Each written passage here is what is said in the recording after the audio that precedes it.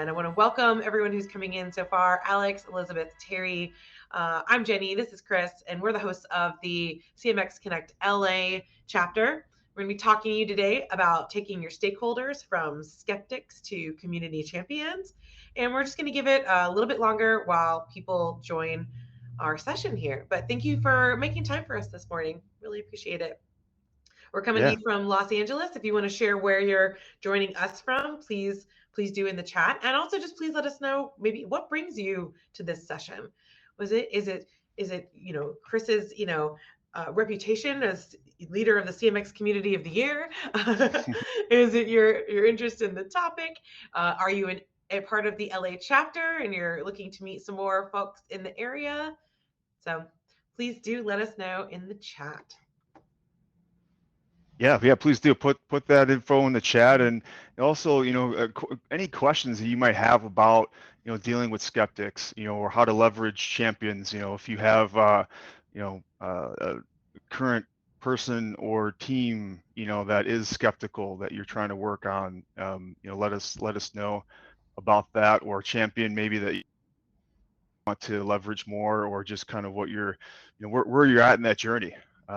Maybe that's what brought you to the session. So let us know. It'll help us dive a little bit more deeper into some of different topics. So appreciate you sharing. Yes. And also welcome to Amy and Jesse who just joined as well. All right, let's kick it off and get the whole share screen going.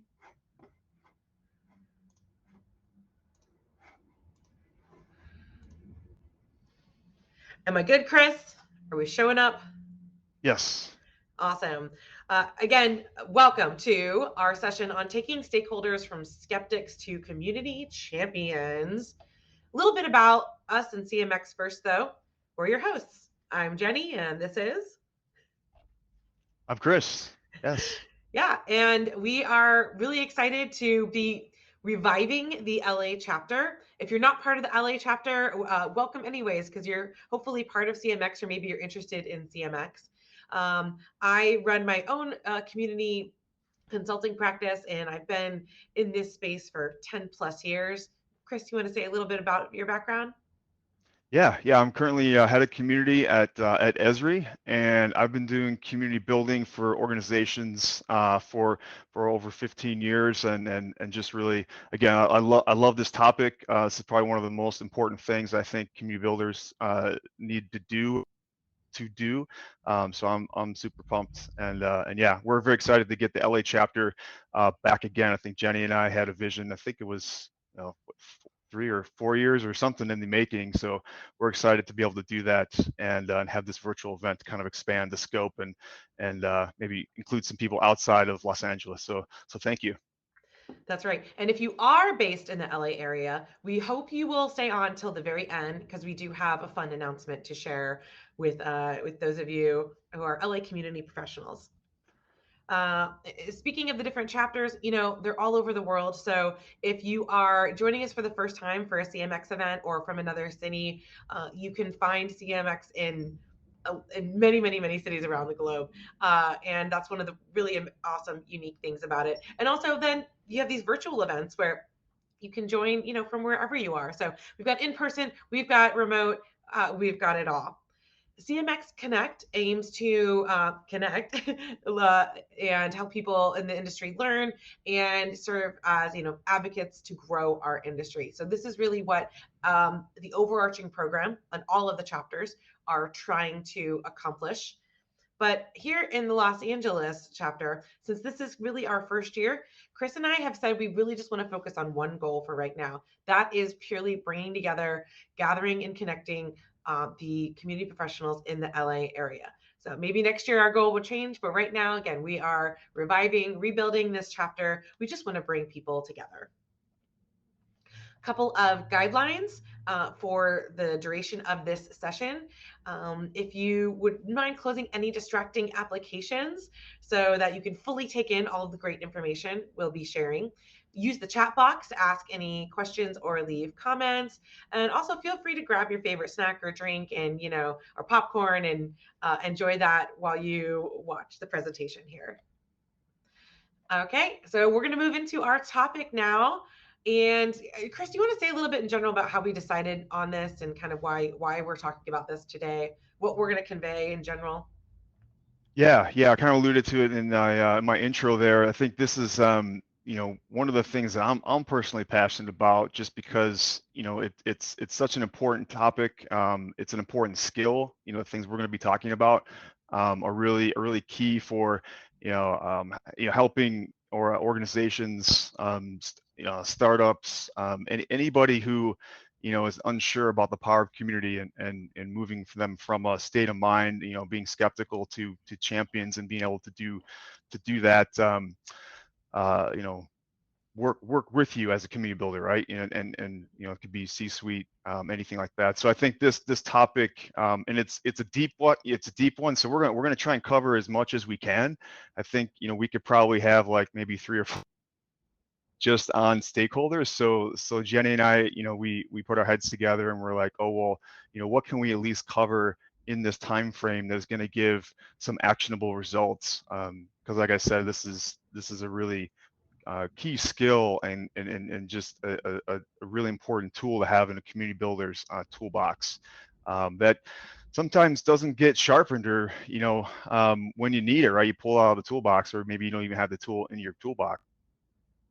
I know I've been there, and I've been fortunate to have situations to um, build this skill over time with experience and opportunities, things like that. Successes and failures. So yeah, so Jenny and I were, I think Jenny, right? We were just like, well, let's do this, because I think there's some important things coming up, at the macroeconomic level, recessions, things like that. Communities are going to get questioned potentially, and values. So getting in touch and connecting deeper with your champions, and transforming those skeptics into champions, I think is an important piece.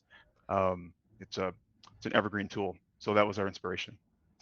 For sure. And while we would love to say that this is an in-depth guide that you will, can print out and take notes on. Now, these are some high-level slides coming your way because we plan on doing a lot of storytelling around this, but we still believe you'll be able to take some major action steps as a result of this. And so, with that, what let's talk about skeptics for a second. What really, what do we mean when we say skeptics? Hey, Chris, let's do our best skeptic face real quick. I just thought that's my version of, instead of putting like a How's gif that? or a meme in there, right? Yeah, um, I've seen a lot of skeptic faces over the years, so hopefully that was pretty good. I know. I wish we could see all of the attendees. If y'all could just do your best skeptic, and we could showcase that, that'd be fun. So who are they? How do you identify them? Chris, what is a skeptic? What are we talking about here?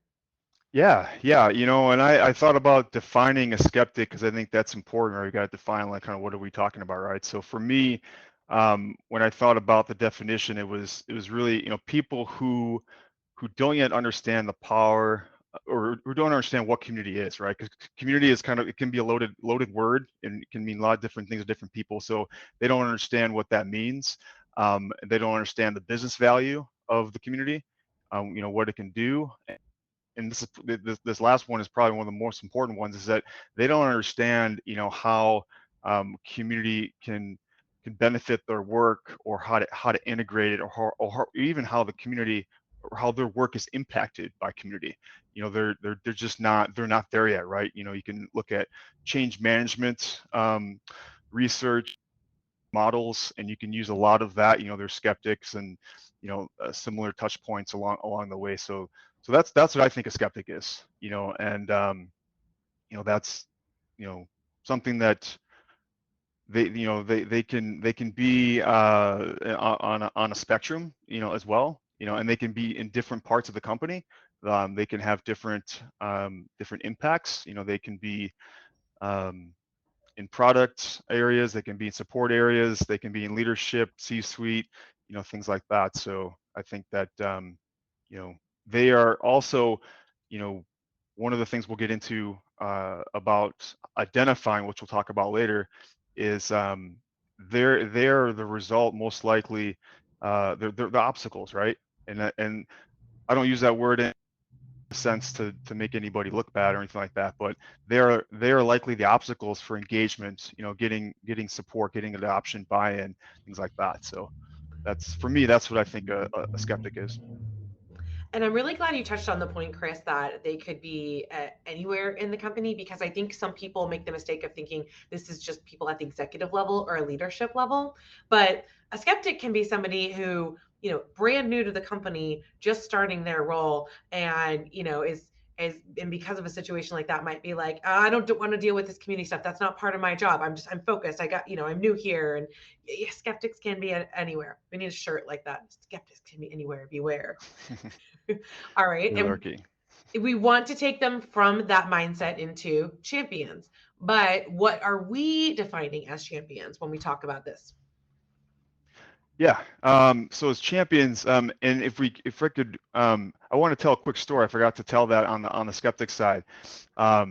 So when I joined Esri back in 2016, there was this interesting situation I was in where I was getting introduced as, a strategist, community person that was brought in to bring existing community, to the next level. And there was a lot of leaders in there. There were a lot of stakeholders, and it got to me. They introduced me, and then a lot of people in the room kind of said, "Oh, well, I thought we were getting rid of the community, or what's that?" Or like, "Come on, I thought, what is this?" So that was about 50% of the room, and there was a lot of leaders, in that, a lot of different stakeholders, and a lot of people that I mentioned, in support, in different areas, the company.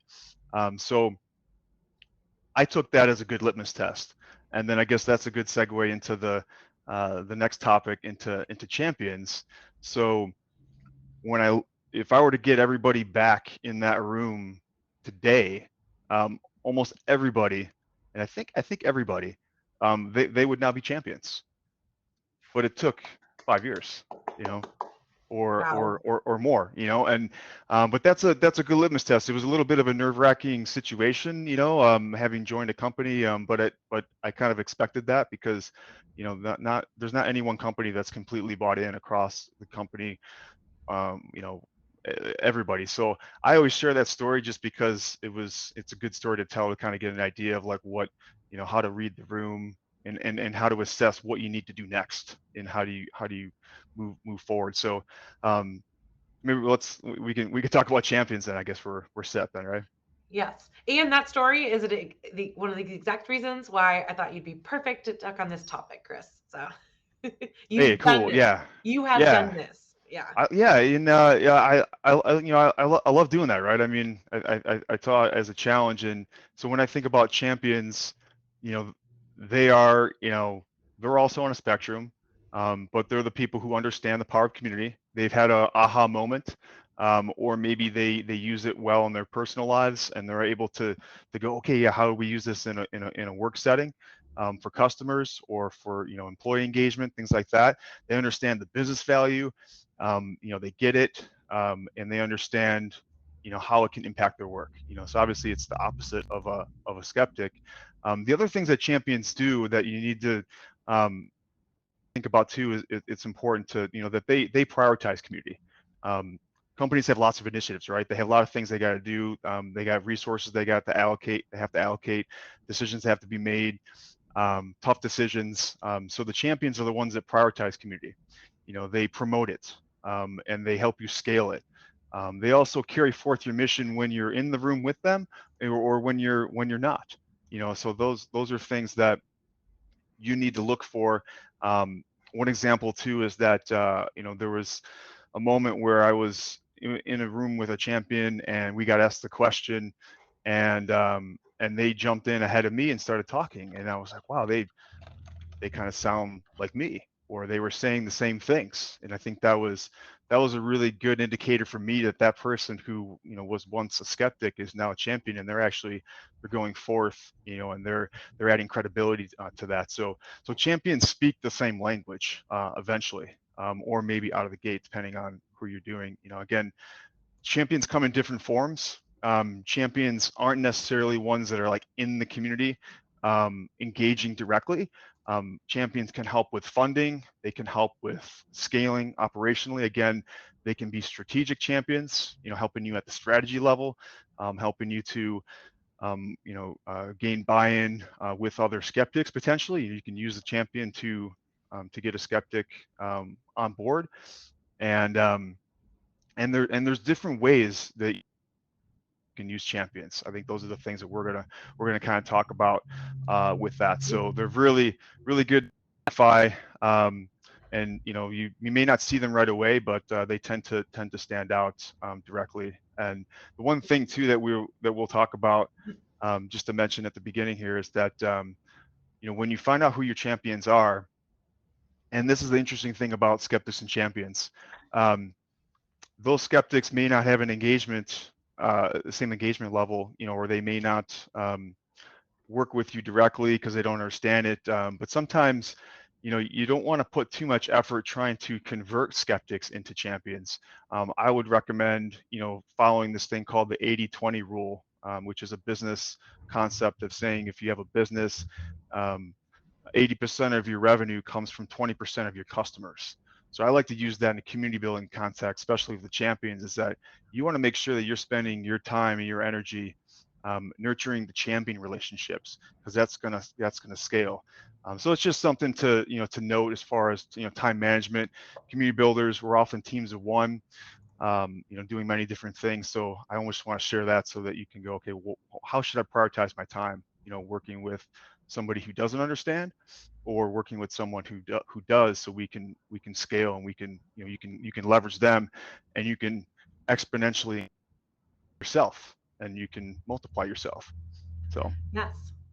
I just want to take a second here to acknowledge thank you to the folks who are in the chat and making some great comments. So Elizabeth, Terry, Alex, and welcome to those of you who have jumped on since we started. Glad to have you here. Please mention in the chat.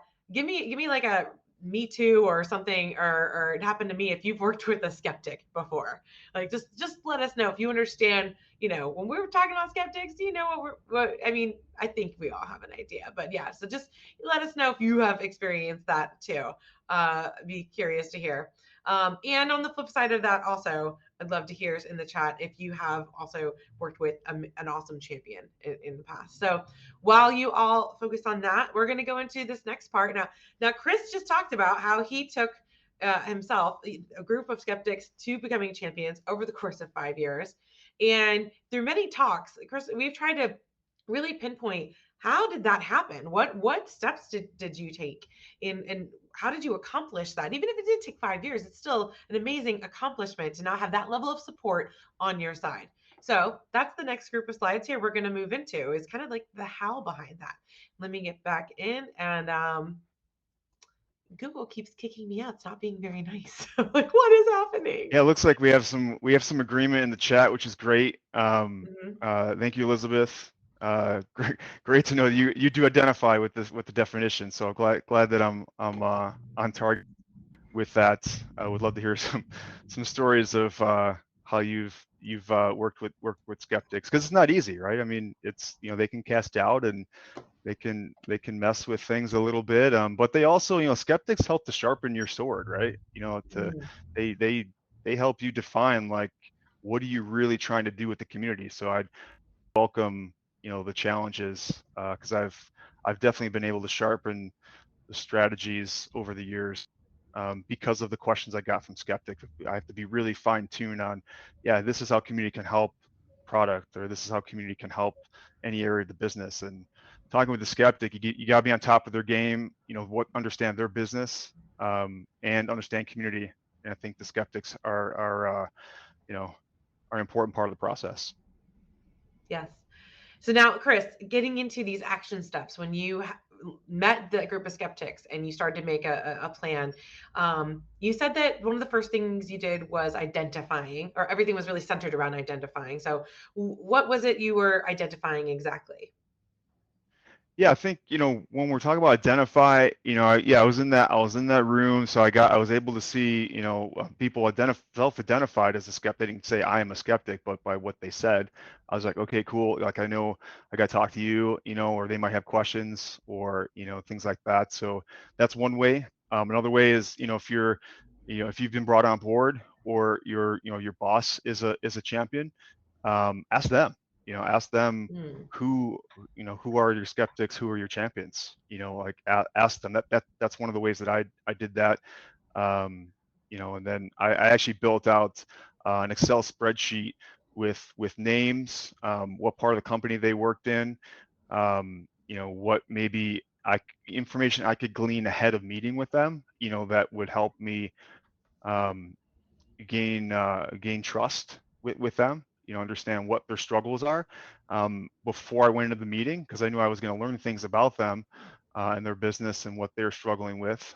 So I encourage everybody to build that spreadsheet, and yeah, just and get put on your librarian, or documenting uh, hat, because it's really important part of the process, because you meet a lot of different people, and you got to keep track of what's important to everybody, um, as you're moving along, and ask them, you know what is the what does success look like for them. So I think asking your boss, asking around, and the cool thing about talking to other champions, they can identify people for you too, and you can kind of get with that, going to town halls, understanding different things like that, going to your actual community, because we're talking about maybe internal skeptics and champions, but I think skeptics can also be on the customer side, and we haven't really discussed that part of it,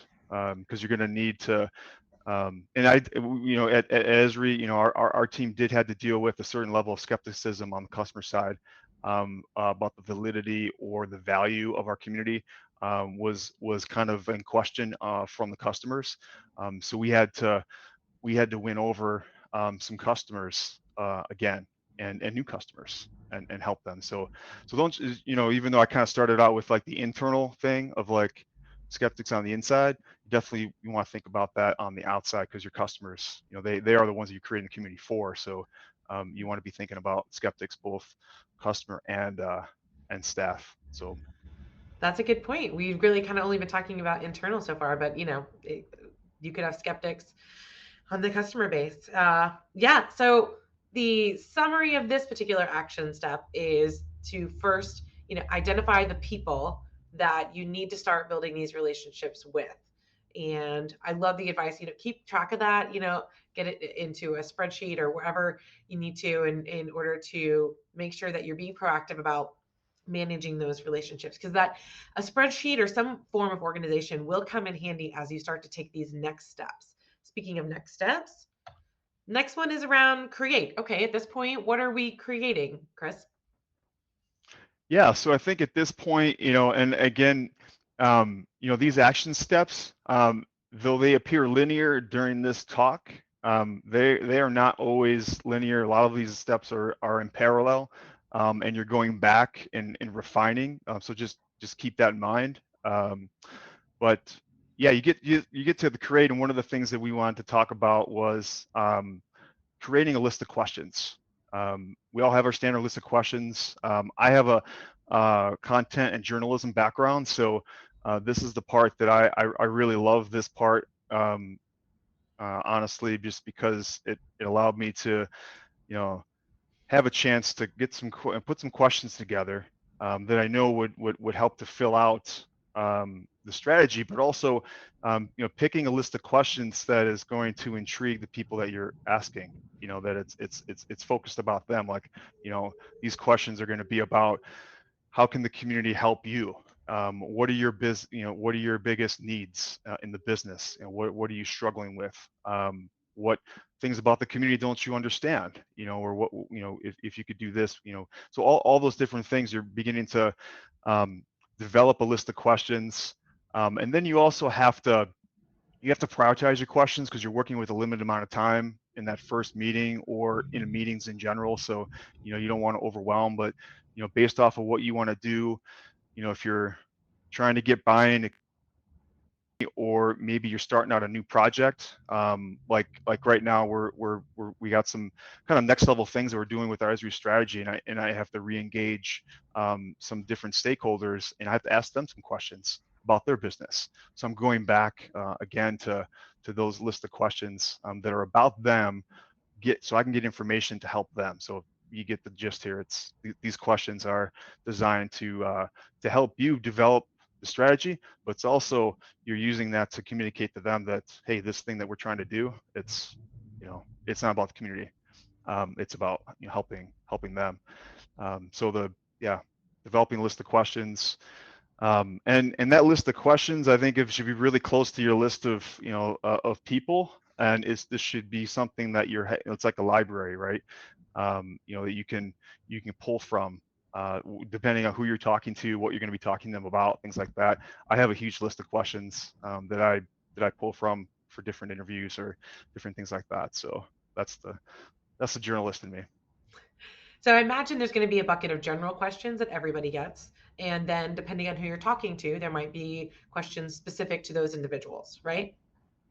Yep, absolutely. All right. Okay. So 2 action steps down. We have identified the people we want to turn into champions. We have created our list of questions we want to pose to them and in a discussion with them. And now it's time to actually set up some meetings and talk with them, which leads us to our 3rd action step: listen. Tell us about this one, Chris. What is happening in this phase of the process? Oh yeah, I love the whole process, but this is probably one of my favorite. I love to listen and really understand what people are dealing with, and specifically within a business context, and just hear them out. I am listening. So if you set yourself up with good questions, then you're probably setting up for a good time of listening. And this is the important part too, because it's really hard that you got to kind of put the reins on yourself a little bit, because you don't want to jump to tactics with them. You don't want to fall into any traps of like not listening and like boom, like providing a solution. You really want to make sure that you stick to your questions, and you are just there to listen. I mean, obviously, if you're asked a question about something, provide that answer. But I think that listening part. So, and I guess in this context, we're talking about like actual listening, as far as you're in an interview with somebody, or you're talking with them through virtually, or you're with them face to face, asking questions or giving you answers. But I think listening can also be something that is, in other ways. When I, working with a new community, or existing one or something like that, I'm looking at data as well. What is the community saying? I'm listening, kind of how some of us use social listening tools, where we're just gathering what's happening in the community. Sometimes I delve into asking customers directly in the forums, or I'm just kind of scrolling through and looking at what people are saying. If you have an internal network, and you're building an employee strategy, for that, then you're listening, you're observing. So I think you could say listening or observing in this, but listening in a sense of, you're doing it with your ears as you're getting your responses, but you're also listening and observing and taking information in different ways, not just in that one-on-one situation. And I want to caution people that during this course of listening, and as you're sitting down with, the individual and posing your questions to them, they might be saying some things that will want to make you, react in defense of the community. Perhaps this is an executive or a director or someone who has not had a very good experience with the community to this point. Perhaps the former community manager was, not as collaborative as you plan to be. So whatever they might be saying, it is their perspective, it is their experience with the community, and try as much as you can to listen and understand why they're coming from that perspective before jumping to any defense on the community. And I know it might be hard, but that is what's going to help to build trust in that relationship as well. All right, are we ready to move on to the next action step, Chris? Yeah, no, I love what you just said there. You just got me thinking. Just like Yeah, I think that's really hard to do because we're so passionate about community. And I know I've had moments in the past where I've learned where someone said something, and it's not that they were setting a trap, but to like, oh, you gotta say this and boom, boom, boom, and this is working with skeptics is you really got to be um, if anybody's familiar with emotional intelligence, I think that's a Yes. really important skill for community builders to have, and a lot of us do have that. We're very open and sensitive to different how people are feeling and things like that. It's kind of innate among this, what the work we do among the people in this line of work. But you really got to be careful, not to get too emotional in these listening sessions, because like Jenny said, yeah, you might someone might throw down throw down the gauntlet and say like, community is just a waste of time. You're talking about cat pictures, or you talking about like my employees should be, they don't have time to do this. They're going to be um, they should be building product.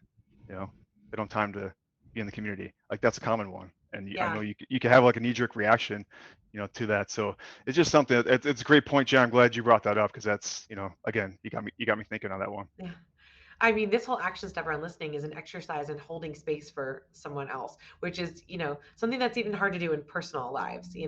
Uh, but again, I think if it can be done right, you will hopefully get to the bottom of and here and let that person share what what their problems with the community are, and that should open hopefully a door to allowing you to resolve those or work with them on resolving them. Yeah. So that's a really big action step right there. There's a lot more we could say and listen.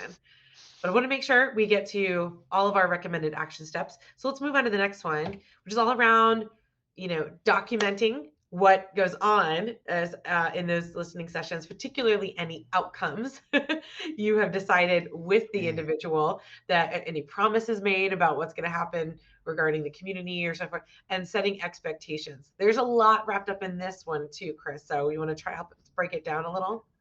Yeah, yeah. I mean, I mean, you're following a path, right? Of setting expectations with them. It's like, well, why are you here with me talking, right? What's the point, right? What's the purpose? Well, you want to make sure that you're following through on these things, Yeah. and building a community strategy and figuring out where to go, like all these things that these people are saying, right? Like what's the best way to go. It's a tough situation to, this is a tough phase to navigate, but what you want to do, you really want to get clear about the expectations. You do want to set a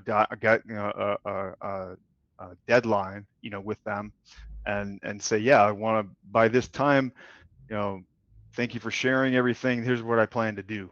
I'm going to be sharing the outputs of what I think I heard, and you're going to have a chance to respond to that. I want to get your feedback on that. That's something that I've always done. So as you're listening, you're getting the questions coming in, and then you're having a chance to you're kind of already documenting in your mind, but then you go back to your desk or whatever, or wherever you coffee shop, or whatever, and then you start to document everything that you're hearing. You put it in the questions and you start to fill that out. But that person and those groups that you're talking to, they should know what to expect next. They should have some sense of a timeline. I things I've done in the past related to this is like, okay, I'm doing some listening sessions. You're one person that I'm talking to because I'm really curious about the business needs, all kind of stuff. I expect to share a strategy in the next 90 days, and for us to begin to talk about that. Set that, draw that line in the sand and say, yeah, this is what we need. This is what I want you guys to understand with that. And one thing too, I was talking with some other community builders recently, and it was a really good conversation, and it made me think of something that you got to be really careful not to overcommit or be too aggressive with the deadlines, with the timelines, because as we all know, community takes time, right? You can't rush relationships, you can't rush trust, and sometimes stakeholders, especially skeptics, when you're working with skeptics, they might think this stuff could just, put some water on, put in a microwave, hit 30 seconds, and boom, you have a strategy, right? But that's just not how it works. Granted, you got to work with them and their timelines, But you gotta be really careful not to overcommit. You know, if you're Mhm. thinking of something, that your timeline, maybe think your timeline and add like 2 months to it. Just so you can you can gauge that a little bit. But I know I've learned from the past not to be too aggressive with timelines, especially with skeptics, because if you miss deadlines or you miss timelines with skeptics, like that is you can you'll make a withdrawal on the trust factor, I guess, Yeah, with them. it would be So I like a think, step backwards in this whole process. yeah, Jenny, what do you think about that? You're right on. And if at any point in this process you kind of just you don't fulfill what you're doing, if you even back at the listen stage, if you set up a meeting to listen to them and hear their thoughts on community and you then cancel it or reschedule it 3 times, it's just that's all taking steps back. And you really want to try to make sure that this process goes over as smooth as possible so that the person you're talking to knows they can depend on you, and that you're going to show them a side of the community maybe they didn't see before. So that's why this action step particularly is so critical. And really, I should have made it say document outcomes and set expectations. uh, Mm, but that way you've got something to go back to and re-reference, because ideally you're going to be doing this with a number of skeptics, right? There'll be many conversations happening almost at the same time. And so this will help you from an organizational standpoint also just stay uh, on top of who said what and what you promised to someone. If you promise the head of support you're going to give them a monthly report on the community, you need to make sure that you wrote that down and now you take the steps to start executing on that. And that is why the next action step is also critical, which is all about delivering. Again, if you don't deliver on what you both discussed and decided upon, then again, you're taking a step backwards in this process. You're not. That's not going to help to build that trust, build the connection and the collaboration with the individual mm. you're talking to. So delivery and follow through. Chris, you got any stories or got any advice here on what you have experienced with this? Yeah, yeah. Oh, yeah. And I think throughout this, kind of in between document outcomes, set expectations, and deliver, there's this really important thing that I had mentioned, but I definitely think about and have done and have had success with it, is that you're dropping seeds along the way, Mhm. for asks. If a skeptic is saying something and you're like, okay, if that's what you want to do, when we need this, and you're not outright asking for that, right then and there. But that's a question that's a strategy that I've used in the past, where you're just kind of planting seeds, and saying, oh yeah, if you're doing this, well, this is what we might need. We might need more resources, we might need more headcount, or I might need some more prioritization from your team, to do this, and different things, because skeptics, they got a lot going on, right? They're still working through, and you can't be like, you know uh, very direct with them in asking for something like that, because they're like, oh, I don't have time like that. But you just say, just so it takes this amount of time or anything like that. So you just drop different,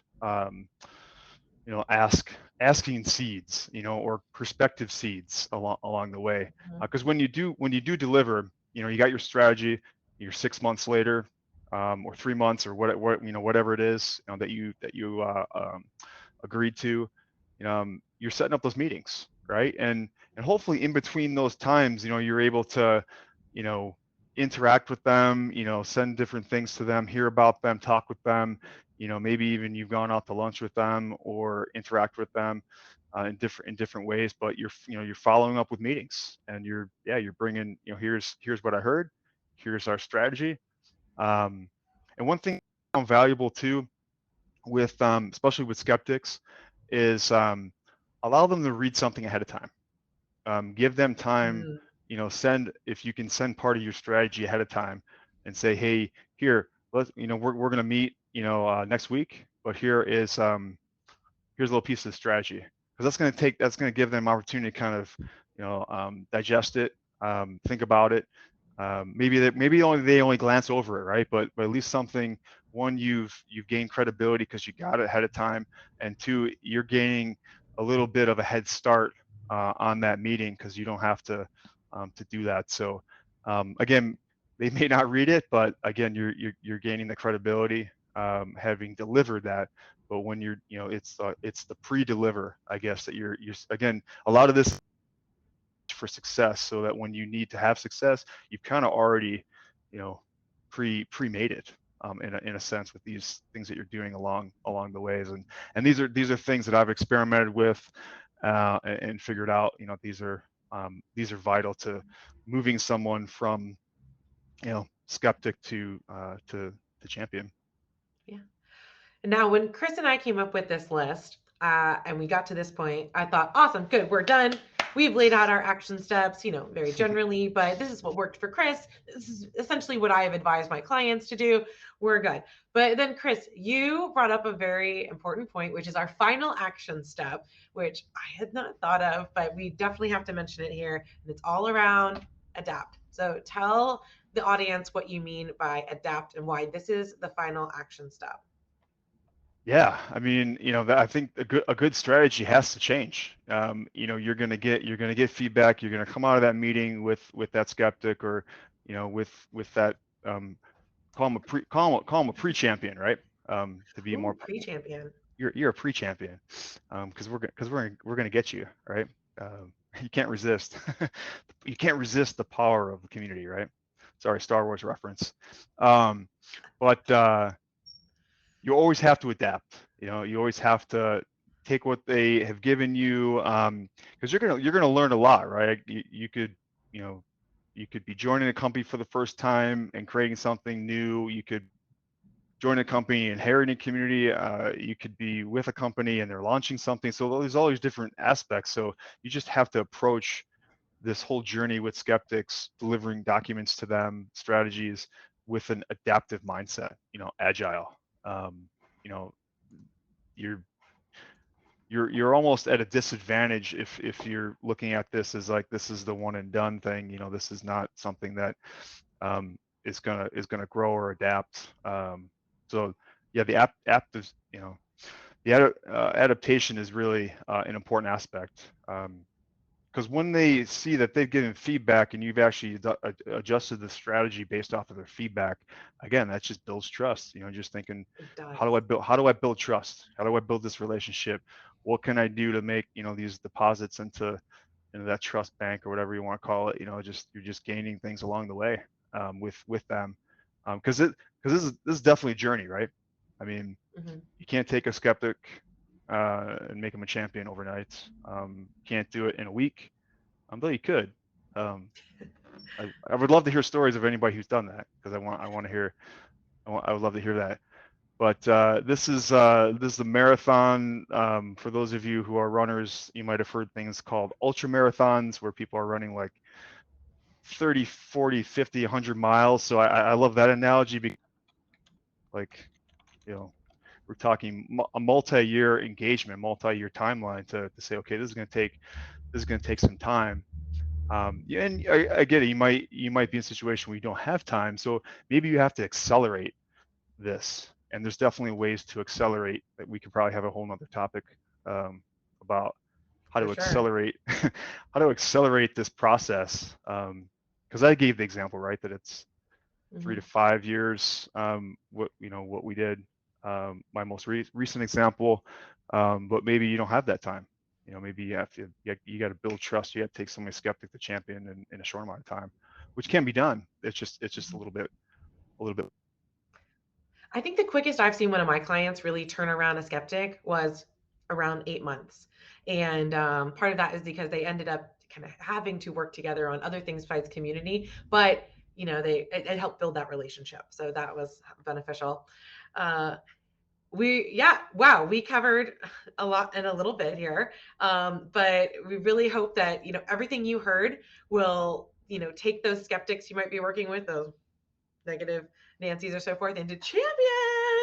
And they are just singing the praises of the community. And if you have stayed on this long, we really appreciate it. If you live in the LA area and are a community professional, our announcement for you is that Chris and I are heading up to the CMX Summit in the Bay Area in just a few weeks, and we would love to have a gathering of any other LA professionals coming to that too. So that is going to be the next LA chapter gathering. It's actually going to be up in the Bay Area during CMX. So I'm putting my email address into the chat real quick. And if you are attending and would like to join us, we don't know what it is yet because we're trying to get an idea of how many other LA professionals are going to be there. And we'll get in touch with you. We'll let you know. Other than that, we do hope for our next LA-based event to be in person in a few months or so. So stay tuned for that. The recording of this is going to be put up on the CMX Connect YouTube page. And we really appreciate your insight, those of you interacting, those of you who spent time with us today. And Chris, I loved picking your brain about this, and I learned a lot from you, things where I can enhance the recommendations I'm making to my clients. So thank you. Yeah. Did anybody have any other? I saw some good interaction in the chat here. Did anybody have any questions for us on anything? And while you might be typing that in, I realize my email address did not. Okay, my email is jw@jenny.community. That did not come through correctly. Sorry. I think it's just the nature of the Bevy system with the @ and everything. But jw@jenny.community. I'm not seeing any more questions. Let me check the Q&A. So hope that, we do have one. Elizabeth, have you run across people who remain skeptics despite all the advice? Oh, I have a feeling the answer to that is going to be yes. But Chris, tell Elizabeth about this. Absolutely. Yeah. I mean, I can. There's a catalog of faces that are popping through my head. You know, that you just couldn't do it, right? Or and that's why I mentioned that 80-20 rule is so important, because we could spend so much time and energy trying to convince somebody who is a skeptic of the community and the impact of the community, business value, all that kind of stuff, and they're just not going to get it. And you have to be able to know when to take your foot off the gas pedal or change direction and just say, I tried, we tried. It's just not going to happen. Because there is a risk. There's a tendency to focus on the skeptics, and that's why I wanted to highlight the beginning of, like, don't forget about your champions. I know it may seem like a weird, obvious thing to say, but we can fall into the trap of, like, oh man, I want to help this person understand, and that's okay. But I was just like, well, you can scale what you want to do, and this is, I guess, is a good segue to share a final comment. We didn't call it out necessarily explicitly, but when you're working with your champions, you're working with your skeptics, you're going to get champions, and they're going to be your partners. And I can't highlight it enough, like the power, when you get a champion, leveraging them across the company and building on those partnerships. Like, that's a key part of doing that. And that's why you don't want to waste all your energy, your time, energy trying to get a skeptic. That's just not going to do it. But yeah, I have lots of those over the years, for sure. I've wasted my time trying to work with skeptics, to extreme levels, and I don't do it anymore. Not that I don't love them, but our time's valuable. Thank you, Elizabeth. Appreciate the question and hope you found this helpful. All right, this was a good time. Yeah, absolutely. Awesome. Hope everybody enjoyed it, and hopefully we can see everybody that's in the LA area soon at the CMX Summit as well. Awesome. Thanks, everyone. Hope you have a great rest of your day. Thanks. Bye.